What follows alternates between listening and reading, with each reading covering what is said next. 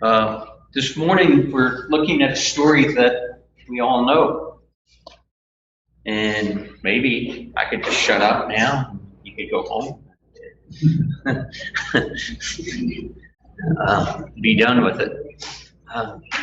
It's Daniel chapter 6. Daniel chapter 6. Before we start our discussion, are there prayer concerns for this group that we should think about now?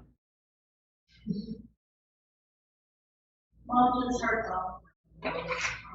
Yeah, okay. Phyllis Thompson, constant pain, arthritis, I guess, and other stuff like that. Guy? A grandson, Okay. Florida, had pneumonia. He's getting over it, but he's not quite there yet. Okay. Guy and Teresa's grandson has pneumonia, or he's recovering from pneumonia, but he's still got a ways to go. Jim Hall was here in the beginning, coming into church. He had a serious nosebleed, so he left early. So that's concerning. Probably just allergies, but still not comfortable. Are there other folks that we should think about? Mike, will you lead us in prayer? Father, we thank you for your faithfulness and thank you for your kindness toward us. I got for those who have pain in the body and their heart and their mind. Just be with all those that we don't even know about. Just love you and lift those up to you. We know you're faithful. Be with us. We share your word and give us a curiosity and as much understanding as possible. Through Christ we pray. The writers of our book titled this lesson, When Faith Brings Opposition. And let's go back a little bit and think about what we've been looking at for the past 3 weeks. We've been looking at lessons from the book of Daniel. These lessons show God honors those who stand for what is right. Sometimes it means they will stand alone against idolatry. And they stand faithfully even when the cost is great. You look at the first lesson we did from Daniel and his friends, Shadrach, Meshach, and Abednego, as we know their Babylonian names better than we know their Hebrew names,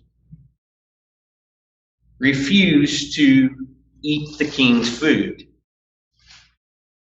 That was a way that they could retain their, my words, Jewishness, their faith in God. That was a way they could do what Josh has been talking about from Romans chapter 12. They were not being conformed to the world in which they were living. That was, they were faithful to God in that. Chapter 3, Daniel's friends are on their own. They refuse to bow down to the king's idol. The idol that represents the kingdom of gold, Babylon. And in this lesson, Daniel, again, refuses to follow the edict of the king for him to pray to someone or to something other than God. Remember what Daniel's name means. Daniel means God is my judge. Daniel lived his life with this attitude.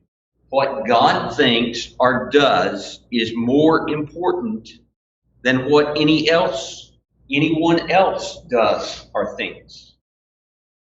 Again, think about the first chapter.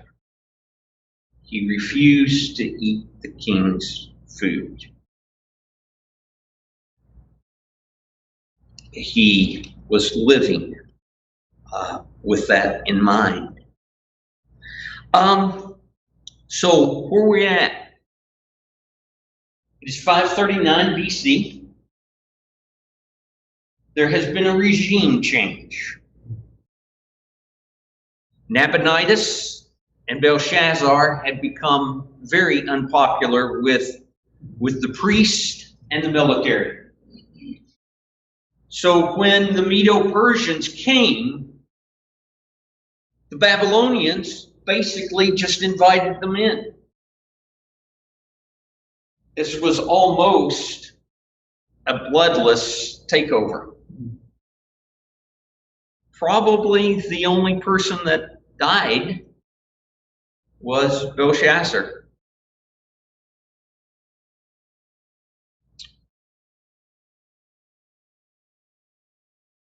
Consider Daniel. Daniel came to Babylon in 605 BC. Daniel has been there for 66 years. If Daniel was 13 years old when he arrived in Babylon, as some think, he is 79 years old. If he was 17, he is 83. He is 83. Now, it is probable that much of the political structure did not change when the Medo-Persians took over Babylon.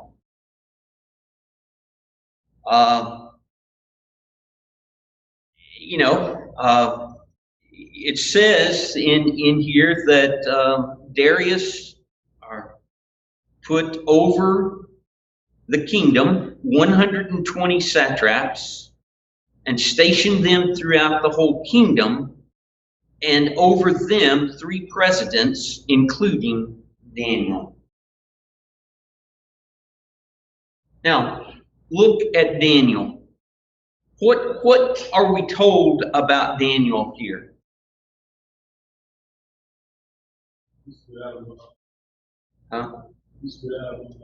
He stood out among all of them. He had an excellent spirit. Darius was going to make him second or third in command, however if you see Cyrus as one person, Darius as another, Daniel would be the third in line. Or maybe Darius and Daniel was in line. Now, the other guys weren't too happy with this arrangement, but let's focus on Daniel for a minute. Daniel distinguished himself. He had an excellent spirit within him. He was faithful. There was no grounds to be found, or no faults to be found with his work. He was faithful. He was faithful in his work, and he was faithful to his God. He was faithful to his God. These 120 satraps and the other presidents knew Daniel was faithful to his God. They knew that there was no corruption to be found. There were no bribes. There were no scandals in his closet as far as his work was concerned. This doesn't say that he was sinless. He was just a man of high integrity. They were jealous because of Darius's intent.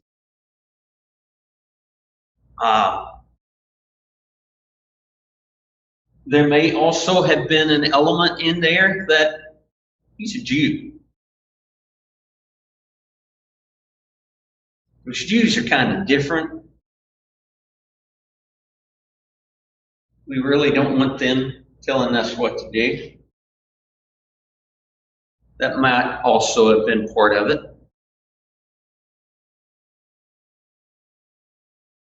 Maybe they were afraid that if Daniel became that person that was second in line to Darius, he would reveal some of their shortcomings to Darius. But mainly it's just jealousy that they were not in that position. Same thing that Josh talked about this morning to a degree.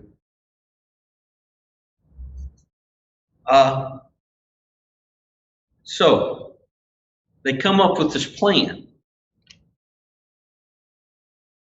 Well, let's talk about this first. Darius the Mede is not mentioned in any Babylonian writings that we know of yet. Okay? So, who is this guy? Well,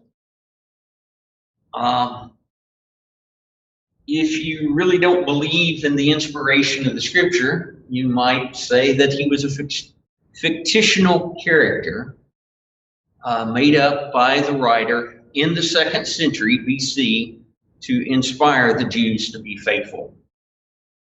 Or another approach to that, it was written in the 2nd century, so he really got his people mixed up and his facts mixed up. So he was really thinking about Darius the Great and not this person who happened to be king at this time, who we know was Cyrus. Well, that's one explanation. It's not a very good one. Darius the Mede is possibly a throne name for Cyrus the Persian.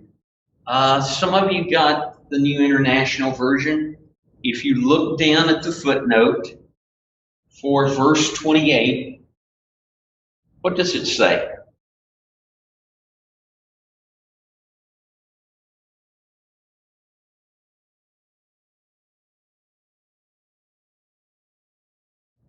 Or Darius, that is the reign of Cyrus. Or Darius, that is the reign of Cyrus. And that's one explanation, that Darius and Cyrus are the same person. Another explanation is an administrator put in charge of Babylon to rule Babylon while Cyrus ruled Greater Persia, named Gubaru. And really, the commander put in charge of Babylon, Gubara, or an alternative name for Cyrus, is the best explanations that we have at this point. Sometimes you see a couple others thrown out, that Cyrus's commander, I can't say these words, Ugbara, was the commander of the army, and he has been identified as a potential person to explain who Darius was. Problem with him is he died 3 weeks after they entered Babylon. So he's not really a good fit. Some suggest that Gambius, the son of Cyrus, is who is meant. But those first two ideas are, well, the second and third idea are probably somewhere the best to go with right now. There may be a day when there will be a new interpretation of some cuneiform document, and this will be identified. For a long time, it was thought that chapter 5 of Daniel was just fiction. Belshazzar is the king when Nabonidus was the last known king of Babylon, and Daniel being put third in charge instead of second in charge if he interprets the dream, if Belshazzar is king. Well, then years later, discoveries were made, and Nabonidus had left his son in charge, and he went off to do archaeology. So that's how Daniel was third in rank. So back to our story. So these 120 satraps, the two other presidents, come to Darius with a proposal. And, they might have approached it like this.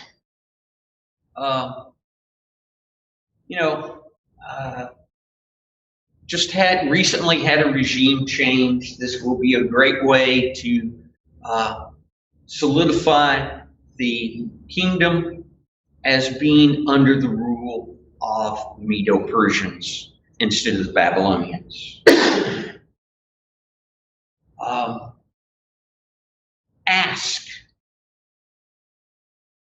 Make a decree that you can only pray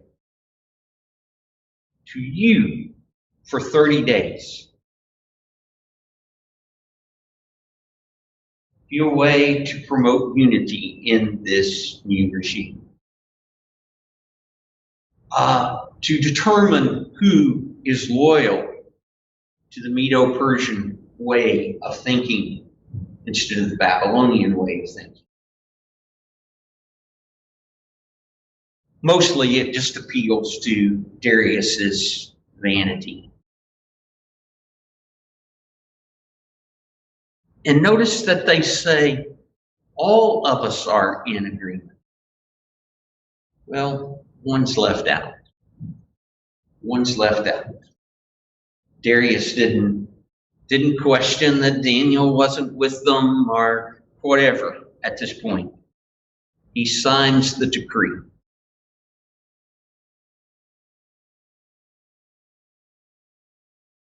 But notice Daniel's reaction to this. He knew that the decree was signed. He does not change his way of life. He doesn't pray anymore. He doesn't pray less. He continues to do the routine that he has always done. He goes to his home, upper story of his home, opens his window, or his windows are open toward Jerusalem, and he prays 3 times a day, evening, morning, and noon. Only Psalm 55:17 mentions 3 times a day for prayer among the Jews.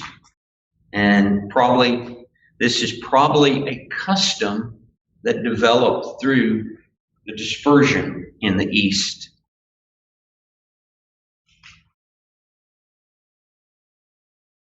The idea of praying toward Jerusalem or toward the temple is expressed in 1 Kings 8:22-53, where Solomon is dedicating the temple. And he says that even in exile, if they will pray toward this place, you will hear. And Daniel modeled that. He continued to pray. He continued to do what he had always done. You know, he could have rationalized. He could have said, well, you know, it's only for 30 days. He could have said, well, you know, I will be much more important and more influential for God if I'm alive and not dead.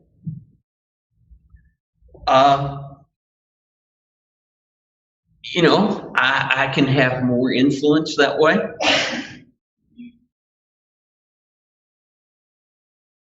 And surely legalism is more of a sin than expediency.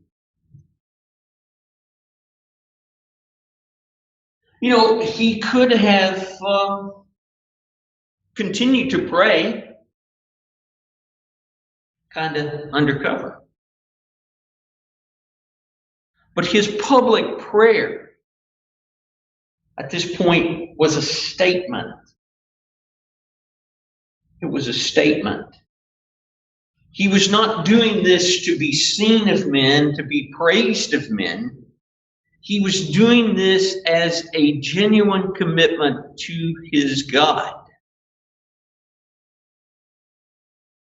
as a genuine testimony of his faithfulness to his God.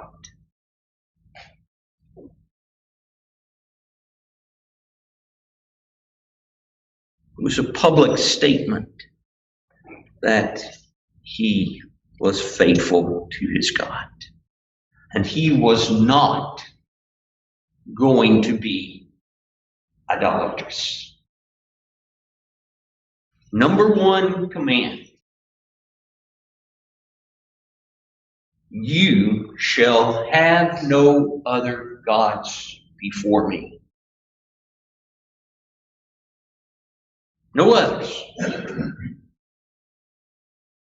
Number two, you shall not make an image, which has two possible ideas. You're not to make an image to represent the God that you're not supposed to have another God. Or you're not supposed to worship idols. Probably the whole thing is tied together.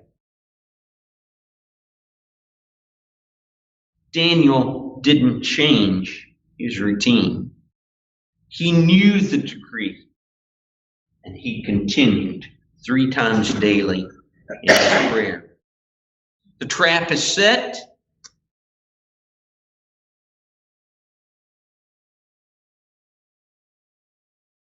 They go to Darius and say,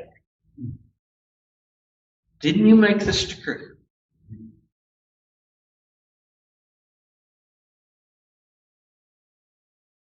If you're reading the King James Bible, when they reveal who they were after, it says Darius was displeased with himself.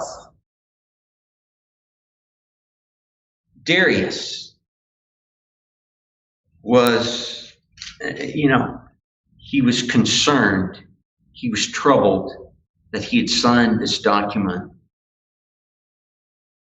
and that his friend, that his pick was in trouble.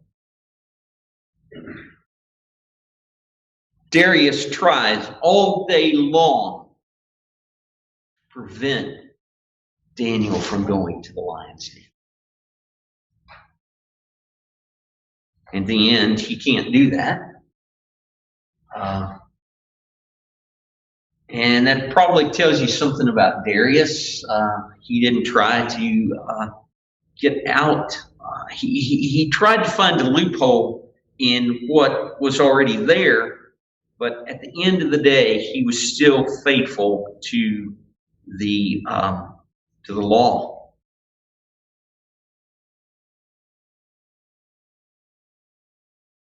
So Daniel's tossed into the lion's den.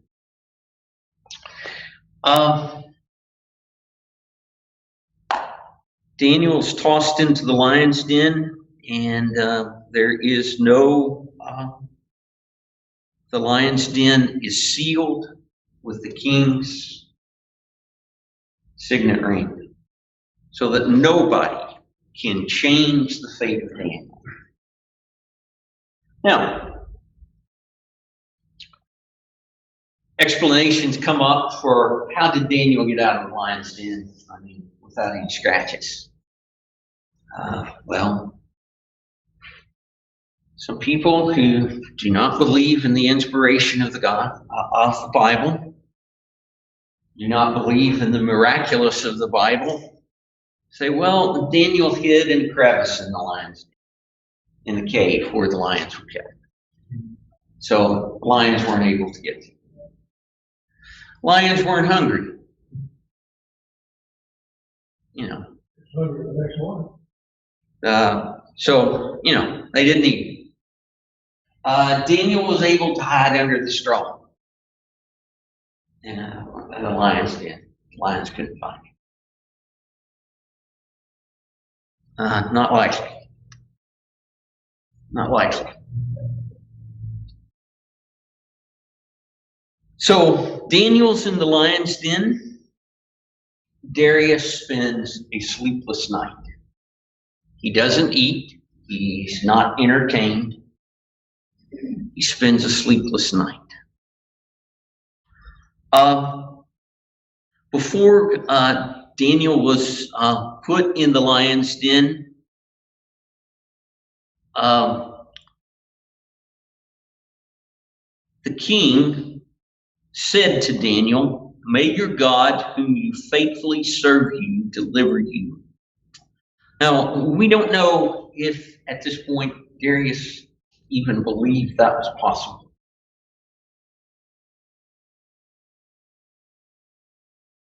We don't know. Maybe it was just a good word of encouragement.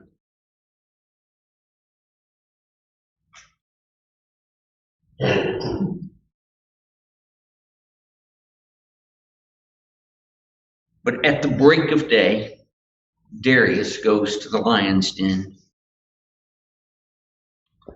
And he cries out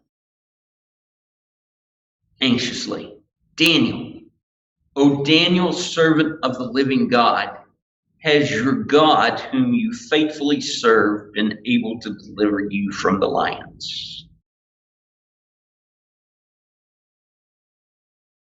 And Daniel responds, he says, "O king, live forever. My God sent his angel and shut the lions' mouths, so that they would not hurt me, because I was found blameless before him and also before you. O king, I have done you no wrong." So he has Daniel brought out of the lion's den. He's examined. He sees that there's no scratches on him. He then commands that those who hatch this plot be brought before him. And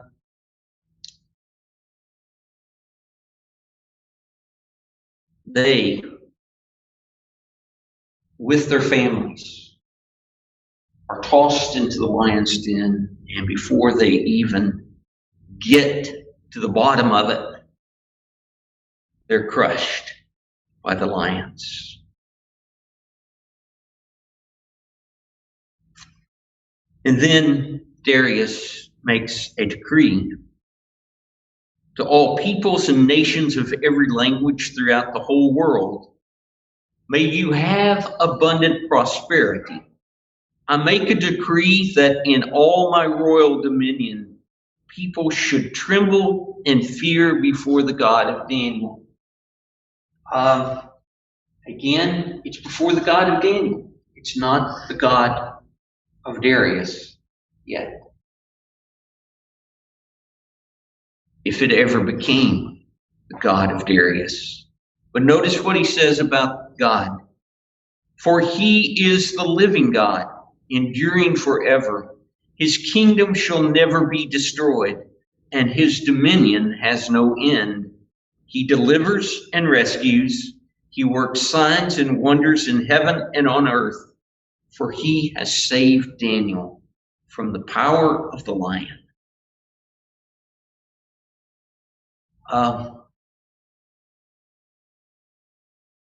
There's a passage in, I think it's 1 Peter.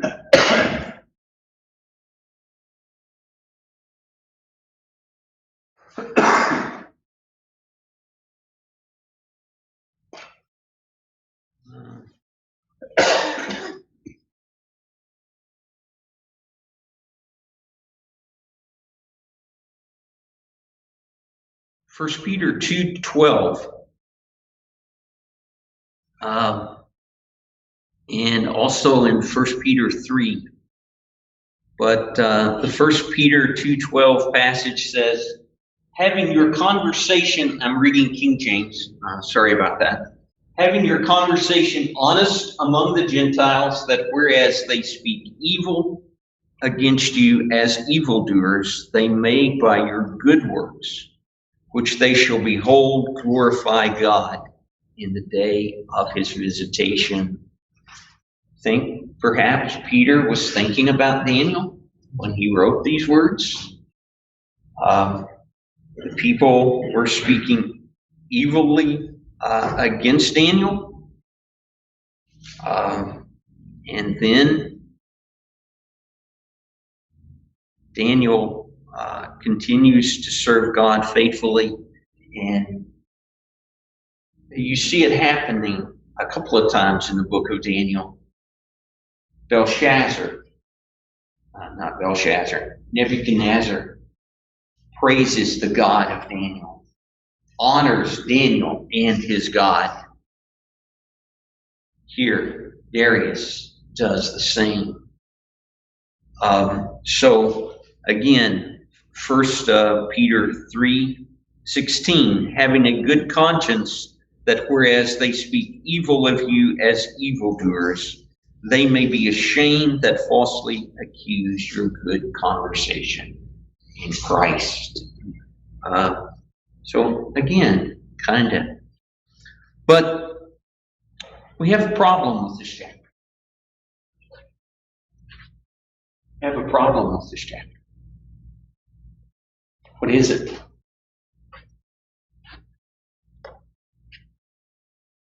I'm going to have a problem.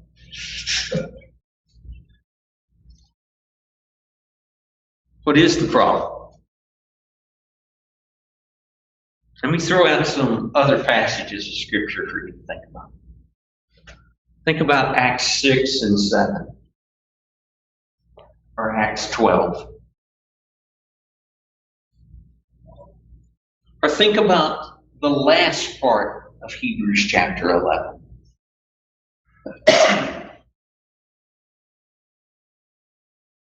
We can't take this as a blanket statement that God will always deliver those who are faithful to him the way he delivered Daniel, the way he delivered Shadrach, Meshach, and Abednego. We can't take that as a blanket statement. Sometimes God does deliver like this. He takes you through the trial without harm. Sometimes he takes you through the trial. You're still harmed, but you're delivered from it. And your character is better. Sometimes, like Stephen, like James, you go through the trial, but you die. I like the fact that our student manual on the section that deals with Acts 7:54 through 60 mentions some of those early Christian martyrs, such as Polycarp. He says something like, "For 86 years I have served him, and he has done me no wrong.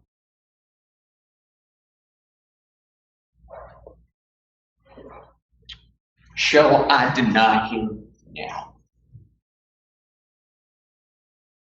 And he is burned and speared to death because he will not take the incense and offer it to the Caesar. It also mentions Justin Martyr, who refused to worship the idol and he is beheaded. And then he mentions Perpetua and Felicitas. She's not mentioned in this, but that's the slave girl that's with her.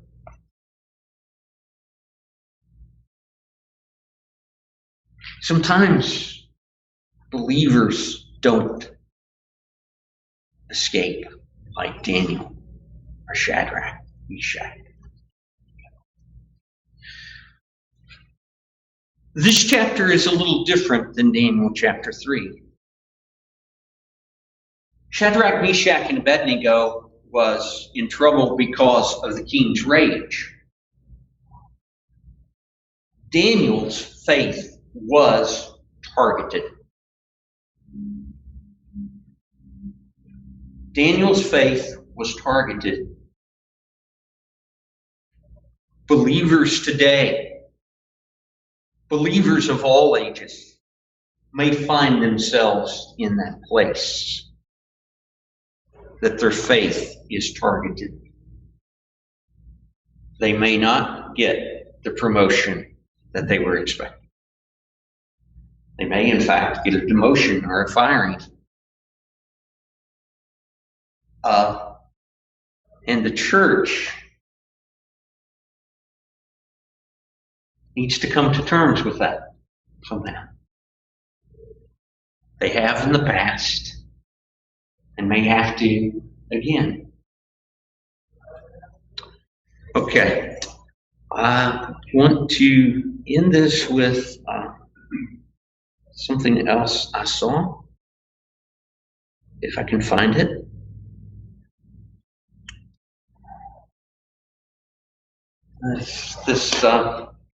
A man without blame, faithful to God in all his ways, a man noted for prayer, was sent to his death because of the jealousy of those who wanted to prevent his exaltation. He was condemned to death by plotting of his enemies, and the law of the land and thrown into a stone room meant for a tomb. A stone was rolled over the opening, and I would say a seal was placed on the stone. It's not here. But in all its power and ferocity, death couldn't touch him. On the morning, the stone was rolled away. He came out victoriously. He glorified God. The pagans gave honor to God, and his enemies were judged. That's a pretty good story. The story of both Daniel 6 and Jesus the Messiah. Okay, any questions, comments? Better answers even. Yeah. I'm finished.